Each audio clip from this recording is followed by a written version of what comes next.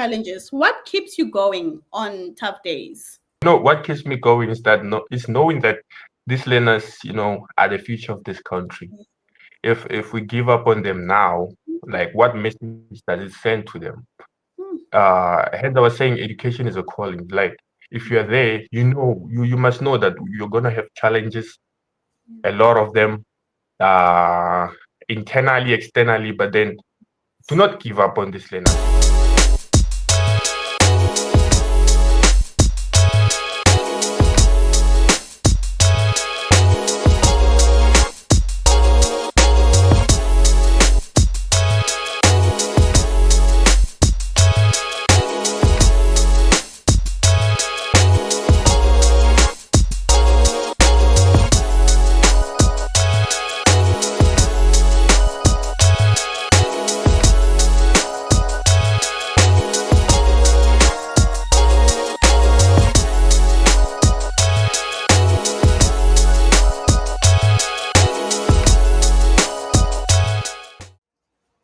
Hello, beautiful people. Welcome back to the Teachers Podcast. If you are new here, welcome. Please do not forget to hit that subscribe button. And if you are a returning subscriber, thank you very much.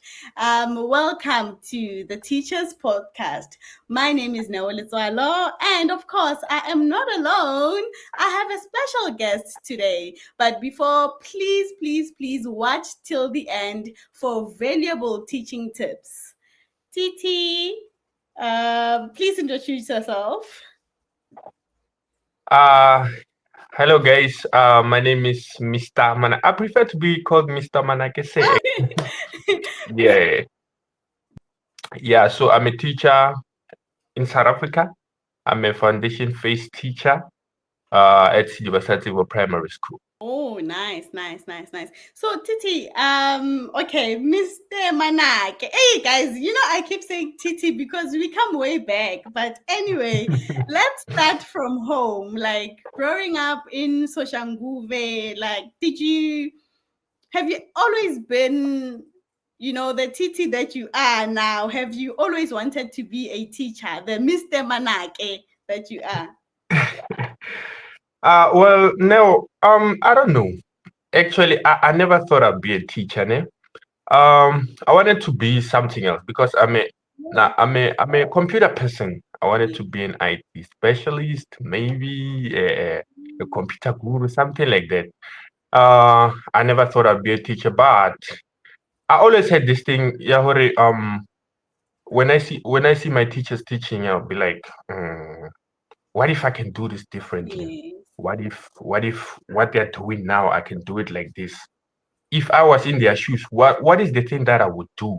Yeah. So I to be honest, I never thought I'd be a teacher. But then there was a time where I was done with my matric, and then I was just here at home, and I was like, what if I can be a teacher, man? Because that's why they say teaching is a calling.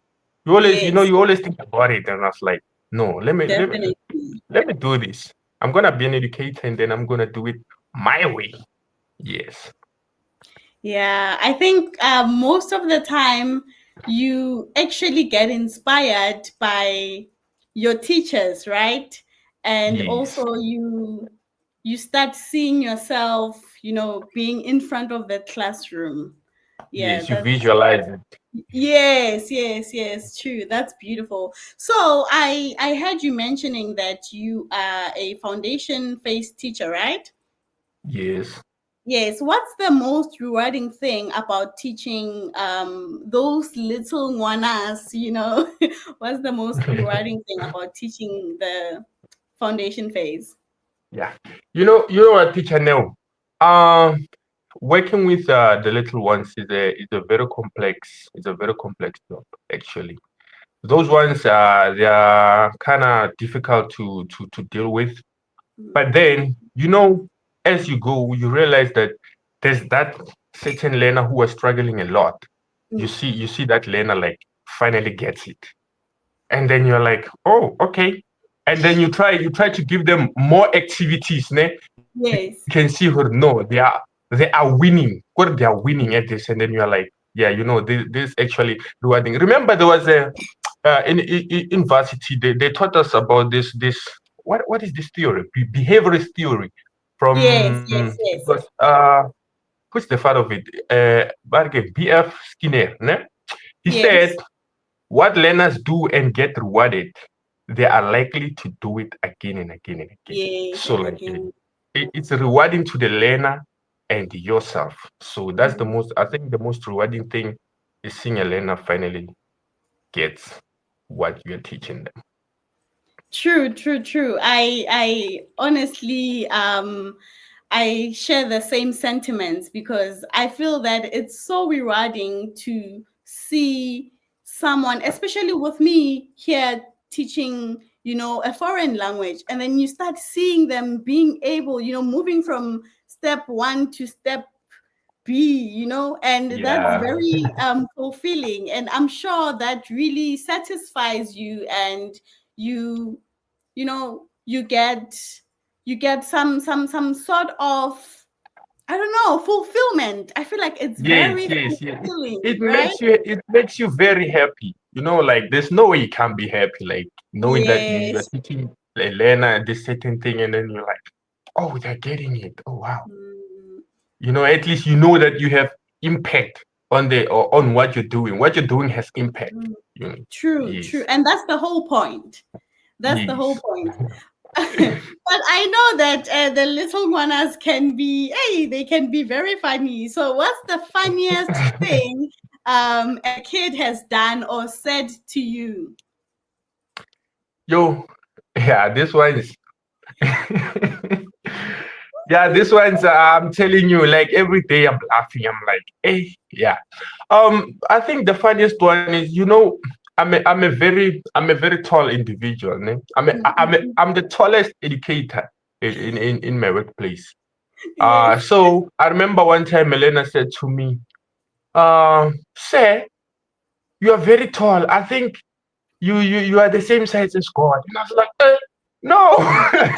I think I think learners, learners I don't know how to put this, ne? They they see age when they see height, Mhm. they misinterpret height with age. With Because a, yes, oh, yeah, they say like say he's very tall. I think he's the same age as God. Yo, say this. that's so funny.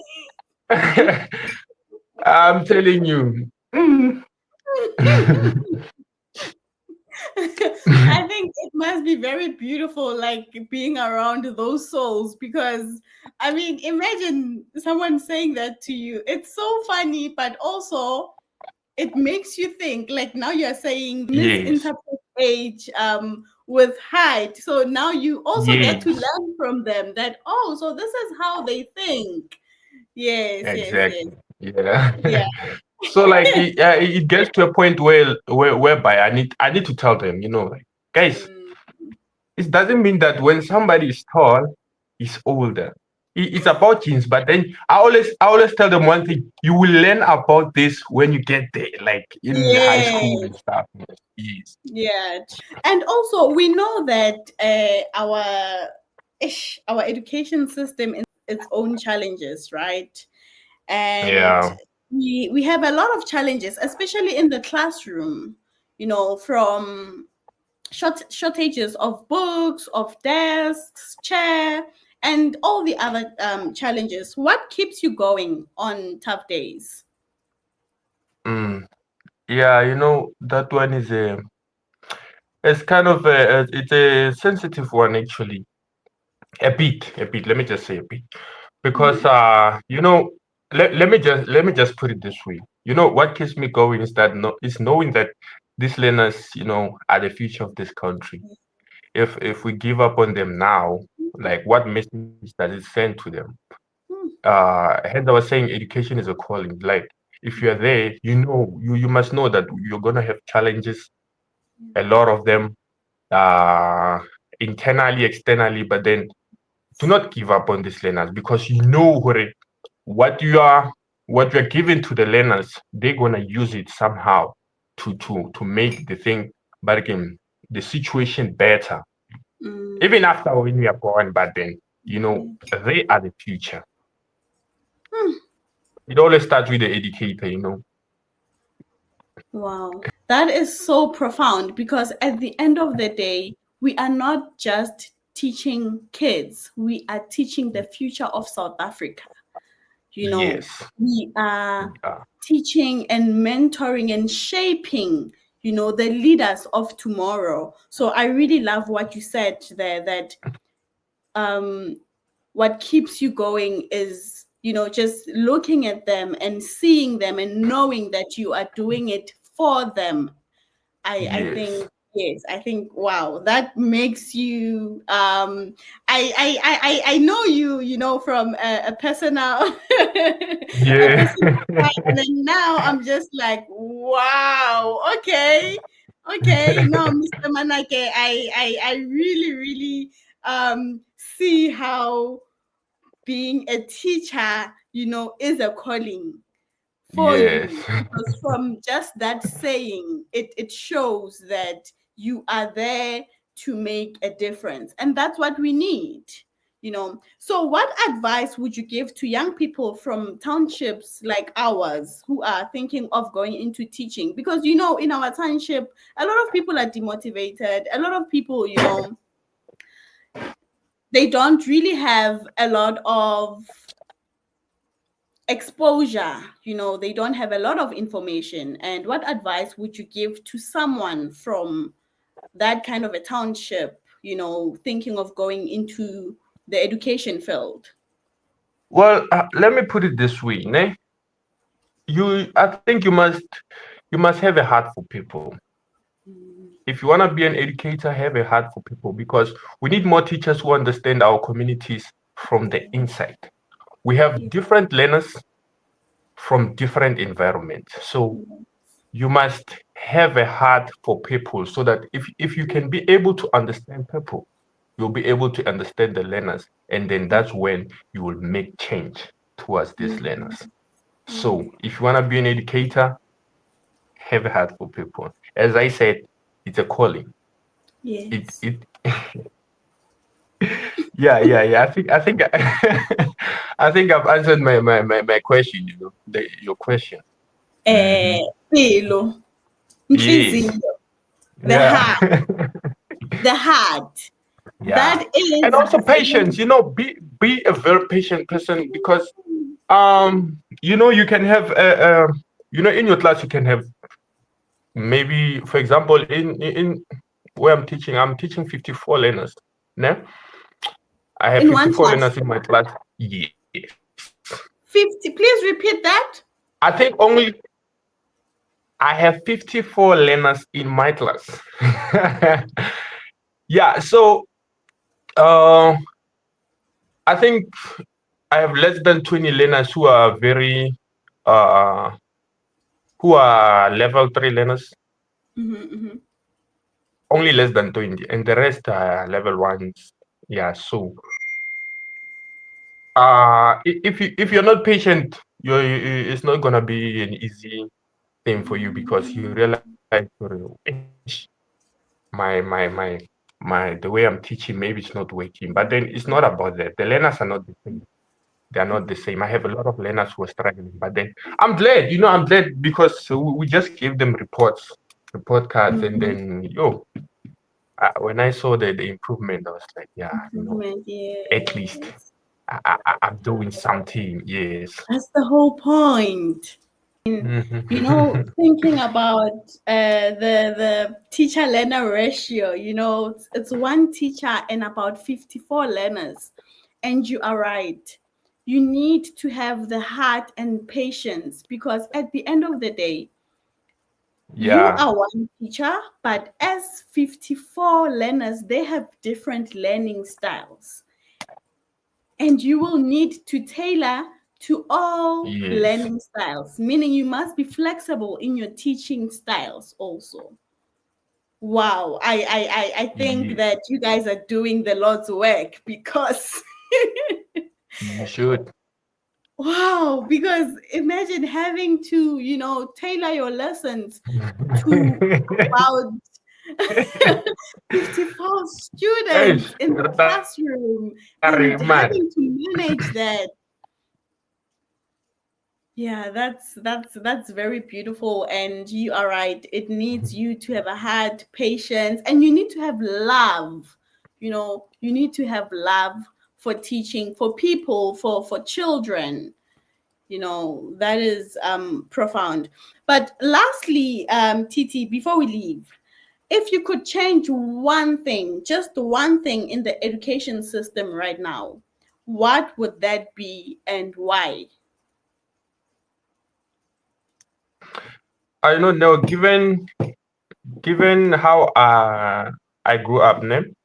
Hmm. I think one thing I would change is how we support learners emotionally. Yes. Yeah, so Ooh. that many kids here carry a lot of burden from their homes. We don't know what they're going through. Ooh. I think how we support learners emotionally is one thing I would change, because I don't think we focus a lot on it, and then we don't know, we don't see that it is one of the major reasons why a lot of learners are struggling when it comes to their academics and stuff. So yeah, I think we need to support learners emotionally more. Yes. That's true. I think if there's one thing that the Department of Education should bring and also invest in is also the social workers and therapists at school, because at the end of the day, Yes. these kids are going back home and we don't know what is it that they're going back to at home. We don't know why they did not do your Yes. homework. We don't know why they did not cover their books. We don't know why they do not have full uniform on, like how it is expected. So I think that's a very valid point.